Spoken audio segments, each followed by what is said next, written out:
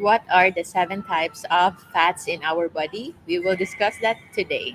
So, the first kind of fat are essential fats. These are the fats that we cannot actually live without. So, these fats are the ones that are essential in our body, like the one composing our brain, our nerves and neurons, and most of our cells. Our cells are composed of lipid bilayer, and these fats are very much essential.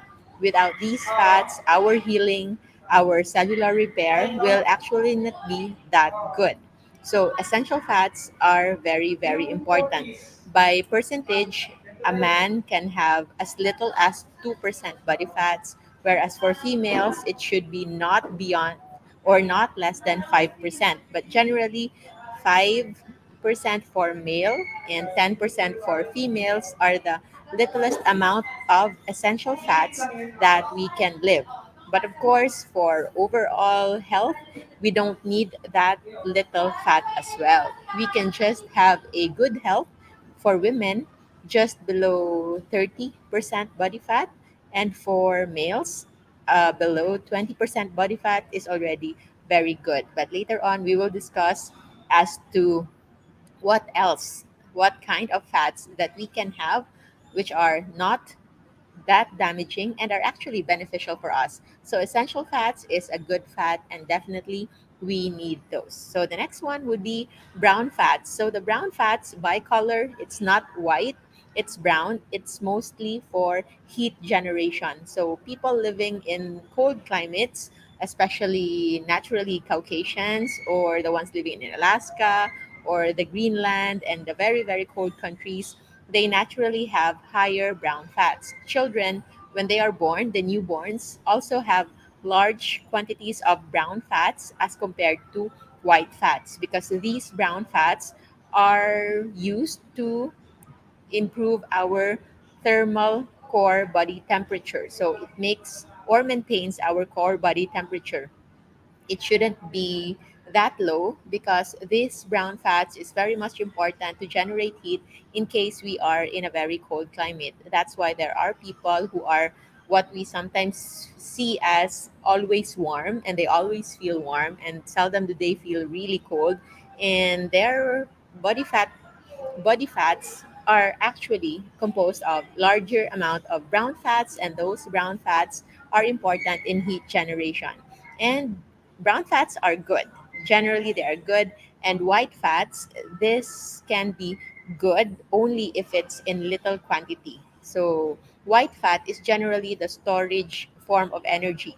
So, we can also make this white fats into a fat burning kind of fats if we give it the right trigger. So, the right trigger for these white fats to be burned and be consumed as energy is if when we lower our insulin level. And when we lower our insulin level, automatically these white fats can be converted into energy. So, how can you lower your insulin? Number one would be fasting. So, just 12 hours a day of fasting can already lower down your insulin. And of course, you can sustain the benefit of lowered insulin level. You can already start breaking down more white fats, more storage fats in your body if you eat low carb foods during your eating window. So, if you avoid foods that will spike your insulin, you are actually providing more chances for your white fats to be burned as energy.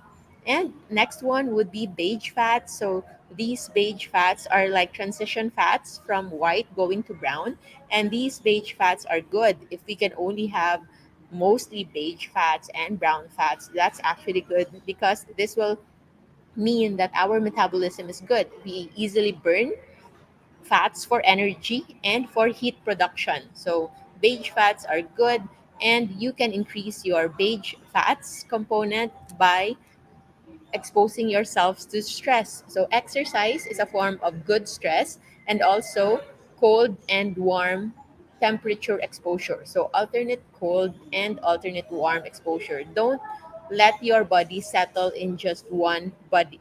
one temperature. So exposing our body to different kinds of temperature, cold and warm, can actually also establish or do some degree of hormesis. So hormesis is like strengthening your body by exposing it to stress. So not just exercise, but also varied temperature exposure. So you can do an experiment with cold and hot showers. So if you have a hot shower in your house, you can have 1 minute hot and then turn it off, and then just the tap or cold water, another minute, and then another one. You can do that cycle for 10 minutes, and you can already see that your body will easily get adapted when it comes to cold and hot climates. So number five would be subcutaneous fats. So subcutaneous fats is the one that's in periphery. So they are the ones wrapping our arms, our mostly underneath our skin. So it can be in our belly, but the belly that is just below your skin. So subcutaneous, below the skin. So it can be in your arms, in your legs, in your cheeks, and it's not that it is inherently bad, but it can be good if it's mostly white and brown fats, and of course if it's not too much, because if it's already too much, these subcutaneous fats can also become damaging for our body because it can produce some hormones. Some subcutaneous fats can produce estrogen. So for males, there are those who have female structures, like they can have grow some man boobs, and also they have some feminine features. And for females, if they have too much subcutaneous fats, they have increased estrogen production more than their ovaries normally produce, and it can actually be an additional burden for the ovaries, which can contribute in the formation of polycystic ovarian syndrome and many other health issues related to reproductive health. So, lowering your subcutaneous fats is also linked to improvement when it comes to insulin resistance and overall hormonal body regulation, including appetite, including lipid metabolism, including blood sugar control, because too much subcutaneous fats can also link into contribution in insulin resistance. So subcutaneous fats, if this largely makes up the large bulk of our fats in the body, say for example, if we only have 10% essential fats in our body, and then the subcutaneous fats can make up to 80, even up to 90% of our fat storage in the body. And the most important, one of the most important fats that you should be aware is the visceral fats. So by viscera, it means our internal organs. It's the covering of our internal organs. So these are generally bad fats. It's okay if we can have a number of just one, two, or below four visceral fats. For the normal range, when it comes to percentage, below 9% is considered normal, but 9, 8 is already considered high normal. So it should be lower down. If you will check, like in just practical way, about your levels of visceral fats, you can check your abdomen. So visceral fats is mostly concentrated intra-abdominally. So if you can check your bellies, if you feel like you are fat, like you have big arms, big legs, but try to also look at your abdomen. If your abdomen is actually flat and its circumference is less than 50% of your height, you actually have lesser cardiovascular risk as compared to people who are thin on their arms, thin on their legs, but with a very large belly. That means their visceral fats are actually very, very high. And increased in visceral fats, also known as central obesity, has higher risk of heart attacks, strokes, and other cardiovascular events. So we aim to lower down our visceral fats. And don't worry, at the end of this video, I will tell you a simple technique how you can increase your good fats in the body and how you can lower down your unessential and most especially the bad fats in your system. And the most important but last but not the least fats in our body are lipids. So these are blood lipids. So there are different blood lipids. Mostly we take them as total uh, lipid panel composed of total cholesterol, we have HDL, we have LDL, we have triglycerides, we have VLDL. So the most important thing that you should be aware is that triglycerides and VLDL, or the very low density lipoproteins, should be at minimum. It should be, if you can even have it lowered than just the normal value, the lower limit, make it on the lower limit of normal to be on the safe range. Total cholesterol is not a good indicator of health alone, because we are afraid. I know that whenever our total cholesterol is high, we are already afraid that it might lead us to heart attacks or whatever.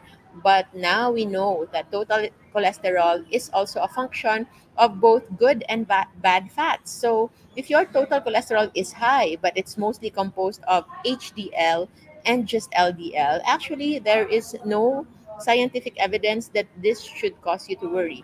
Bad cholesterol or total cholesterol is only scary if there is also ongoing inflammation in your body, because heart attacks, all of those cardiovascular events don't just happen with just elevated cholesterol. In fact, 75% of people who have had heart attack and have had cardiovascular events are shown to have normal or low normal total cholesterol and LDL.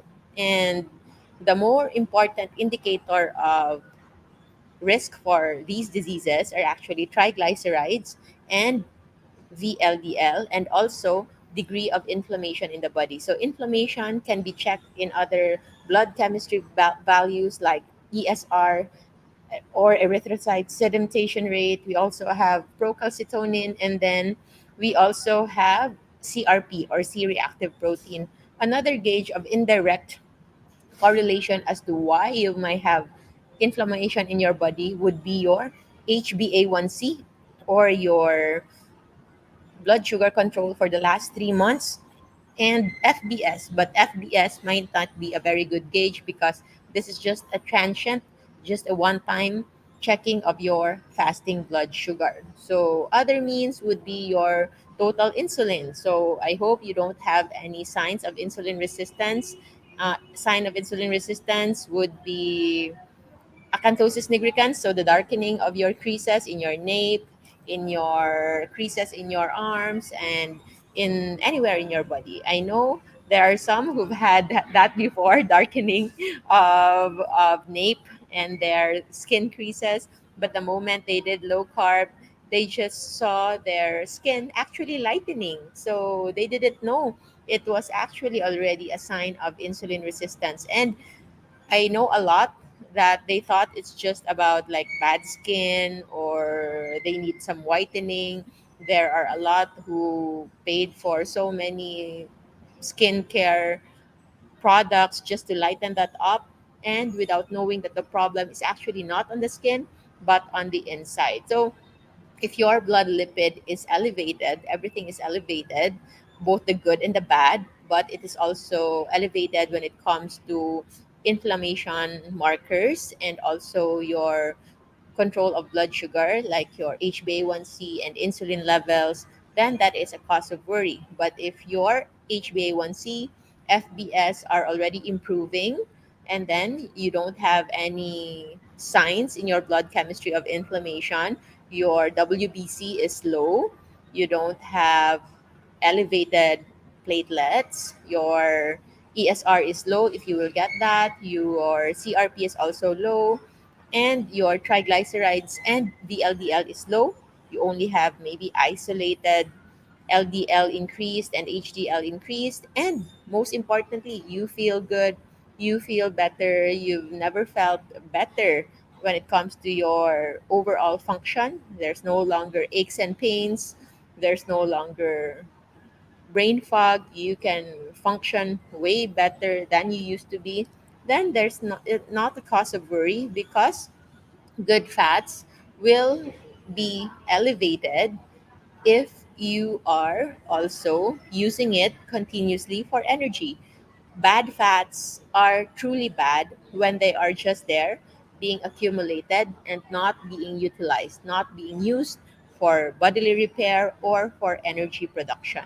So it is important that we understand why bad fats accumulate and why good fats actually is becoming less and less. Did you know that if your body fat is always on composing or storing or just making new cholesterol that we don't use, your body will also have lesser amount of vitamin D, because vitamin D or is a fat soluble vitamins, and there is this pathway wherein if your body is always on the triggered mode of accumulating fats and not using them for energy, it will become the priority, and the other usage of fats like for energy, for hormone building, for vitamin production like vitamin D will not happen, even the ones on repair. That's why people with high cholesterol and high triglycerides, high LDL, high VLDL also are linked.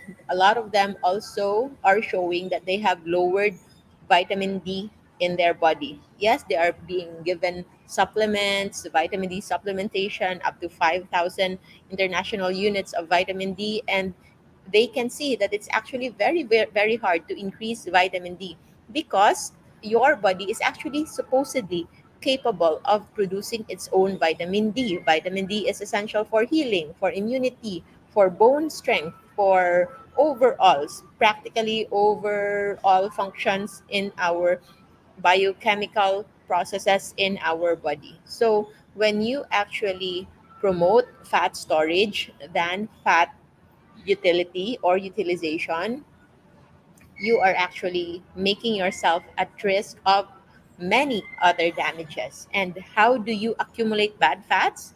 Accumulation of bad fats is first dictated or first triggered by insulin, because insulin is the major anabolic hormone. It is a storing or storage hormone. It doesn't want to use or spend fats because it thought that fats are very much essential, just like before, that we don't get to have it often. So, as hunter gatherer in our genetics by evolution, we tend to save up all the fats that we can get, because before there's not much access to food the way we have access now. So, the way we do now, our modern day way of eating, it makes our body accumulate and accumulate more fats than it needs. And that accumulation is already too much, and it's already damaging our body because insulin accumulates mostly bad fats. And that is the reason why we want to lower down our insulin in the body. Because when we lower down our insulin in the body, this is the natural happening wherein the bad fats, or generally even the white fats and the subcutaneous fats, can be tapped and can be mobilized and can now be used and burned as energy. So how do we lower down our insulin level? We have to know which foods drives insulin secretion, which triggers insulin production. So the major ones would be sugar, starch, and fructose. So those food groups are actually drivers of insulin. Whereas seed oils, it may not trigger insulin production, but it will promote insulin resistance. The cells in our body will no longer be sensitive to insulin. So as a result, there are cells that will not accept insulin, while at the same time, when insulin is already flooding in our bloodstream, the vulnerable cells, which are not dependent on insulin lock and key phenomenon, they will be the ones to over response to insulin. And insulin on those cells can have a tumorigenic effect. It can promote growth, it can promote cellular differentiation, cellular proliferation, and that is mostly the basis or the foundation of cancer formation. So that's why we want to lower our sugar, starch, fructose, and seed oil intake so that we lessen our insulin resistance, so that we avoid accumulation of those unnecessary bad fats in our body. So important for you to get to know. Don't worry, there's still a lot of food that you can eat, and It's in our JGC Rojo food list. It's in the safe list. We will try to send later in the comments the link for it so that you can download it, a printable form. And we will also look for a form wherein it's mostly photos that you can easily check if you can accommodate all of these safe food in your pantry and let go of the ones that are in caution and danger list. So, other things that you can do to improve your good fats and lessen your bad fats in the body are, of course, in here. We can have some exercise. You can have some sun exposure to trigger vitamin D activation. You can do intermittent fasting, the most natural way to lower down your insulin. And of course, if you choose to eat, choose nutrient dense, low carb, and always believe that you can heal. And if in doubt, always go and consult with your trusted physician. And we also have our low carb doctors in the community. We are now increasing by numbers. And for those who wish to be guided, we have Life Without Tries for your food inspirations, low carb feasting and fasting community for other support. And for some guided and structured learning, we have an ongoing masterclass. These are composed of videos, 20 minutes of videos per day for 14 days for the health optimization class, and additional 7 days for specific for each diseases like diabetes, hypertension. Another disease would be obesity, and to aid you with your weight loss process, and fatty liver, hypertriglyceridemia, hypercholesterolemia, and many more. GERD is also one of our diseases. We also have an ongoing mass cancers and tumors, as well as female reproductive health. So we have many more to come. I hope you can join us. You can also send a message 0917 to our admins if you wish to know more. So, to recap, the seven kinds of fats in our body would include essential fats. It can range from 2 to 5%. So, to be safe, don't ever go your body fats less than 10%. A 15% body fat would already look like a bodybuilder. So, just having 20% body fat for males is already good. For females, just below 30, or if you want to be a very lean, you know, physique, you can just have as low as 25% of body fats. And brown fats, those are heat producing fats. White fats are mostly storage fats. Beige fats are the ones in transition. It can produce heat and it can easily burn energy. And subcutaneous fats, it's the large bulk of our fats in the body. It is not generally dangerous as long as it's not too much. Visceral fats, we need to lessen as much as we can, and we can lessen this by altering our food intake and also our food timing. And lastly, get to know more about our blood lipids, because not all blood lipids are bad. They're actually very much essential, but what we should lower down are the bad bad blood lipids, which are triglycerides and VLDL on normal days. So I think that's it for now.